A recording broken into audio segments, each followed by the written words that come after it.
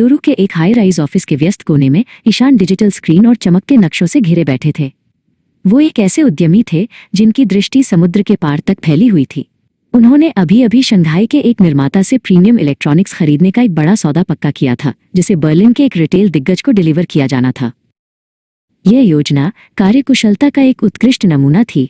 सामान चीन में एक कंटेनर जहाज पर लादा जाएगा और सीधे हैम्बर्ग के बंदरगाह पर जाएगा। भारत को पूरी तरह से बाईपास करके ईशान पारगमन समय में हफ्तों की बचत कर सकते थे और शिपिंग लागत को काफी कम कर सकते थे। ये एक आदर्श मर्चेंटिंग ट्रेड सेटअप था। हालांकि जैसे जैसे ईशान ने अपने वित्तीय अनुमानों की समीक्षा की, एक सताते हुए सवाल ने उन्हें जगाए रखा। मेरी कंपनी भारत में पंजीकृत है, उन्होंने सोचा, और मैं ही जर्मनी के ग्राहक को चालान भेज रहा हूँ। क्या भारत सरकार जीएसटी के माध्यम से इसका हिस्सा मांगेगी, भले ही सामान कभी हमारे तटों को न छुए? एक निश्चित उत्तर की तलाश में ईशान ने उस सबसे बुद्धिमान टैक्स विशेषज्ञ से परामर्श करने का फैसला किया जिसे वो जानते थे, सुश्री विद्या। उनका कार्यालय कानून की किताबों और शांत विशेषज्ञता का एक केंद्र था।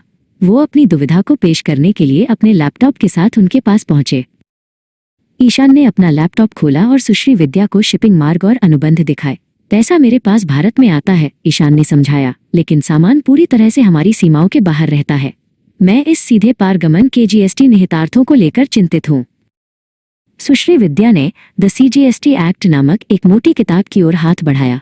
उन्होंने अभ्यस्त सहजता के साथ पन्ने पलटे जब तक कि उन्हें वो खंड नहीं मिल गया जिसकी वो तलाश कर रही थी। उन्होंने अनुसूची 3 स्केड्यूल 3 के तहत एक विशिष्ट पैराग्राफ पर अपनी उंगली रखी। ध्यान से सुनो ईशान, सुश्री विद्या ने कहा। जीएसटी कानून के अनुसार, विशेष रूप से अनुसूची 3 के पैराग्राफ 7 के तहत, एक गैर कर योग्य क्षेत्र से दूसरे गैर कर योग्य क्षेत्र में माल की आपूर्ति बिना भारत में प्रवेश किए न तो माल की आपूर्ति और न ही सेवाओं की आपूर्ति मानी जाती है। ईशान ने जानकारी को समझते हुए अपनी पलकें झपकाईं। तो क्योंकि माल कभी भारतीय सीमा शुल्क सीमा को पार नहीं करता है, उन्होंने संक्षेप में कहा, लेन देन पूरी तरह से जीएसटी के दायरे से बाहर हो जाता है। यह सिर्फ छूट नहीं है, यह तकनीकी रूप से जीएसटी के दायरे में ही नहीं आता।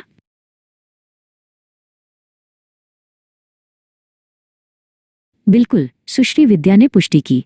एक मर्चेंट ट्रेडर के रूप में आप मध्यस्थ हैं। चूंकि माल की भौतिक आवाजाही भारत के कर योग्य क्षेत्र के बाहर होती है, इसलिए आपको इस लेनदेन पर जीएसटी का भुगतान करने या वसूलने की आवश्यकता नहीं है। यह इस विशिष्ट व्यापार के लिए करमुक्त क्षेत्र है। अनिश्चितता का बोझ हटने के साथ ईशान नए उत्साह के साथ अपने कार्यालय लौटे। उन्होंने अनुबंधों को अंतिम रूप दिया और अपने आपूर्तिकर्ताओं को हरी झंडी दे दी।